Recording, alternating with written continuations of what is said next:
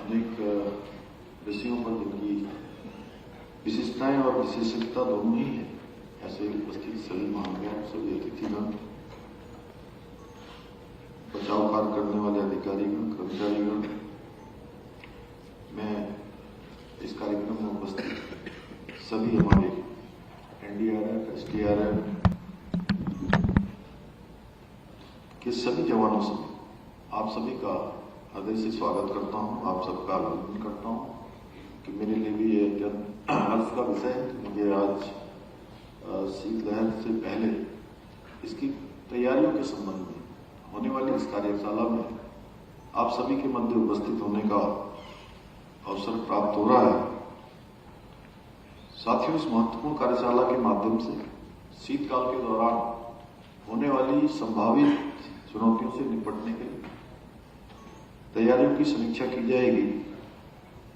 साथ ही आपदा की स्थिति में हमारे विभिन्न विभाग आपदा के समय में अपने अपने तरीके से काम करने के साथ मुख्य सचिव महोदय ने भी यहाँ पर बताया, तो उन सभी के बीच में बेहतर कोऑर्डिनेशन हो, एक अच्छा समन्वय बने, उस पर भी विचार मंथन होगा।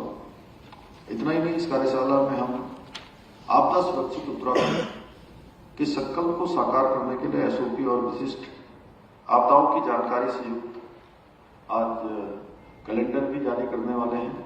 मुझे पूरा विश्वास है कि ये प्रयास न केवल हमारी आपदा प्रबंधन व्यवस्था को और अधिक सुदृढ़ बनाने में, प्रभावी बनाने में बहुत सहायक सिद्ध होंगे, बल्कि शीत ऋतु के दौरान उत्पन्न होने वाली संभावित चुनौतियों का सामना करने में हमें और अधिक सक्षम बनाने का एक माध्यम बनेंगे।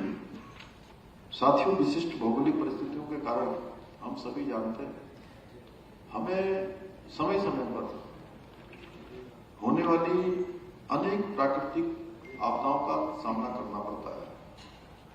हमारे लिए प्रत्येक मौसम विभिन्न चुनौतियों को लेकर आता है। आपने देखा इस वर्ष जो वर्ष 2025 बीत गया, उस वर्ष में हमें बहुत बड़ी आपदा का सामना करना पड़ा। 5 अगस्त धराली से शुरू हुई आपदा, उसने निरंतर हम सभी को बहुत जान माल की हानि करी, बड़ा नुकसान किया और अनेक प्रकार से हमारे सामने चुनौतियां पैदा हुई।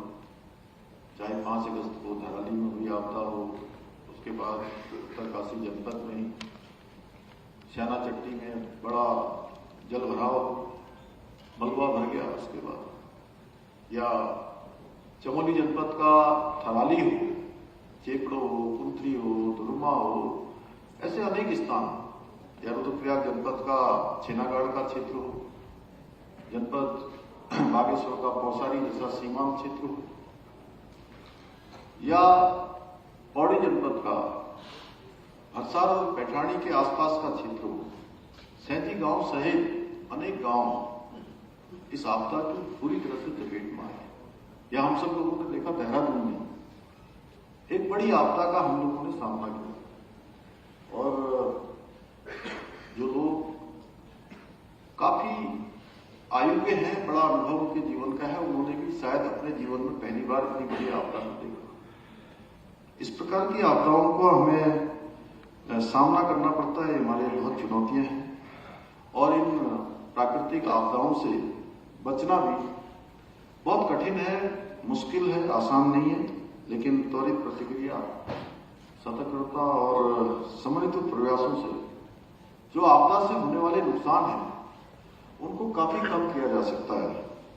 इसके लिए आवश्यक है कि हम सभी संबंधित विभागों के बीच आपसी समन्वय स्थापित करते हुए पूरी सजगता, संवेदनशीलता के साथ आपदा पूर्व तैयारियों को सुनिश्चित करें, क्योंकि मेरा मानना है कि आपदा प्रबंधन किसी एक विभाग तक सीमित नहीं रहता है, एक विभाग की सीमित जिम्मेदारी नहीं है, बल्कि ये हमारा सबका सामूहिक दायित्व है। एक कलेक्टिव एफर्ट्स इसमें हम सबको लगाने होते हैं, जिसमें हमारा प्रशासन है, स्थानीय निकाय हैं, स्वयंसेवी संगठन है और आम जनता सभी की सक्रिय भागीदारी बहुत आवश्यक है। साथियों, आज आदरणीय प्रधानमंत्री श्री नरेंद्र मोदी जी के दूरदर्शी नेतृत्व में आपदा जोखिम न्यूनीकरण को एक प्रमुख वैश्विक एजेंडा बनाकर कार्य किया जा रहा है। हमारी प्रदेश सरकार भी आदरणीय प्रधानमंत्री जी के मार्गदर्शन और सहयोग से आपदाओं से निपटने के लिए आधुनिक तकनीकी और वैज्ञानिक उपायों को अपनाने पर विशेष जोर दे रही है। आज हम digital monitoring system, glacier research centre, जल स्रोत संरक्षण अभियान और जन भागीदारी कार्यक्रमों के माध्यम से हिमालय के दीर्घकालिक संरक्षण की दिशा में भी हम काम कर रहे हैं। साथ ही हमने आपदा की स्थिति में त्वरित कार्रवाई के लिए रैपिड रिस्पांस टीमें गठित करने के अलावा drone surveillance, GIS mapping, satellite monitoring के माध्यम से आपदा के संभावित जोखिम क्षेत्रों की पहचान करने की शुरुआत भी की है, जिससे ऐसी जगहों पर विशेष ध्यान दिया जा सके। राज्य में आपदा प्रबंधन विभाग, वन विभाग, एसडीआरएफ, एनडीआरएफ एवं स्थानीय प्रशासन के बीच बेहतर समन्वय स्थापित किया गया है, जिससे समय रहते आपदा की घटनाएं से होने वाली उस नुकसान को कम से कम किया जा सके।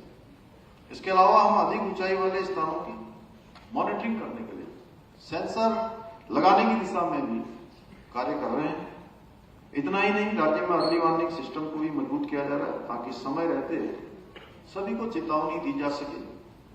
साथ ही मौसम पूर्वानुमान से लेकर जलवायु परिवर्तन शोध के लिए डेटा एनालिटिक्स और सैटेलाइट इमेजरी के उपयोग की दिशा में भी कार्य किया जा रहा है। भाइयों बहन, उत्तराखंड जैसे हमारे राज्य में एवलांच यानी कि हिमस्खलन एक गंभीर प्राकृतिक जोखिम है। इसको भी हम नजरअंदाज नहीं कर सकते।